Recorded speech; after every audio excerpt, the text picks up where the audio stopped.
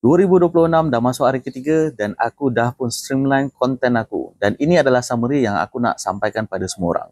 Pertama sekali, kalau masih negatif cash flow, usahakan untuk jadi positif cash flow.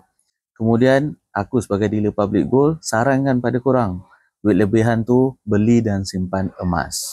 Pada waktu yang sama, siapkan pertahanan kewangan supaya kita tak perlu gadai atau jual emas tu sebelum kita capai matlamat simpanan kita. Apa pertahanan kewangan tu? Cash reserve.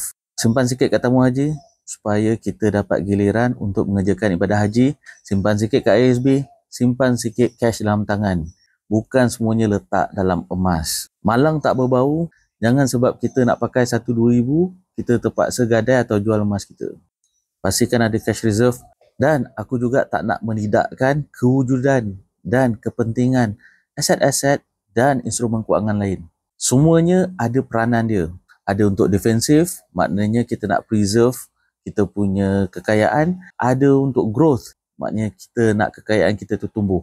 Jadi bagi aku, apa yang aku nak sampaikan adalah sesuatu yang realistik dan berpijak pada bumi yang nyata. Itulah summary dia. Ada apa yang tak cukup tak? Cuba korang komen.